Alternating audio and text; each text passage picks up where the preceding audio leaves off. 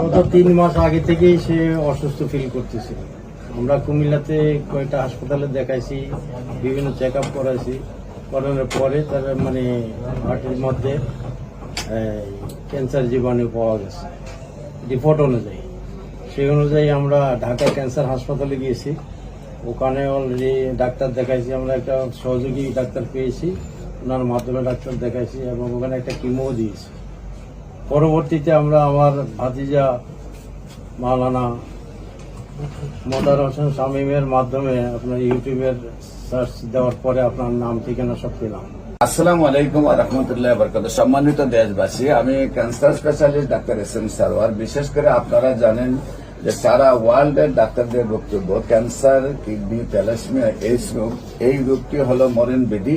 চিকিৎসায় লাগে প্রতি মাসে কয়েক লক্ষ টাকা এবং এক সময় রোগীও মারা যায় এবং পরিবারটা অর্থনৈতিকভাবে ধ্বংস হয়ে যায়। বিশেষ করে আমি বলবো যে একসময় আমরা বলেছিলাম যক্কা হলে রক্ষা নেই, একসময় আমরা বলছি টাইফয়েড হলে কোনো না কোনো অঙ্গ চলে যাবে, একসময় বসন্ত হলে সমস্ত শরীর পচে যেত, এমনকি মানুষকে বাড়ির বাহির করা হতো। এবং আমাদের একজন নবীকেও বসন্ত রোগের জন্য তাকে পাহাড়ে নিয়ে রাখা হয়েছিল।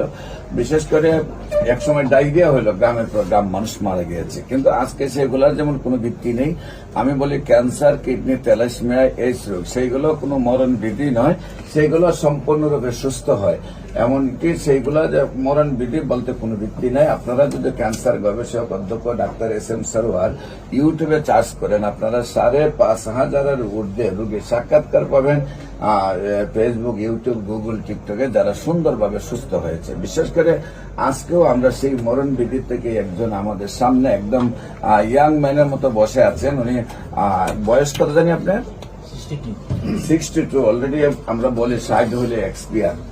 সেইখানে আল্লাহ রসের সহমতে উনি যেখানে একেবারে বিছানায় ছিলেন, নামাজের জন্য মসজিদে যেতে পারতেন না, অন্তরটা কাঁপত। আল্লাহ রসের সহমতে আমার ওষুধ খাওয়ার পর 15 দিনের মধ্যে, নাকি 15 মসজিদে গেছেন, 15 দিনের মধ্যে উনি মসজিদে গেছেন, মসজিদে গিয়ে নামাজ পড়েছেন। সেই ক্যান্সার রোগী কিভাবে সুস্থ হলো, কিভাবে অসুস্থ হলো, আমরা ওনার কাছে তার গল্পটা শুনবো। আপনার নাম? হাফেজ মুস্তাক আহমেদ।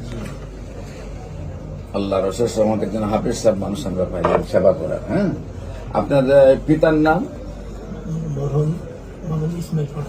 ইসমাইল পাটোয়ারি। আপনার মায়ের নাম? আপনার গ্রাম?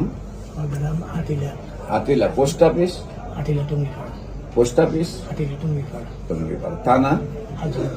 হাজীগঞ্জ। জেলা? চাঁদপুর।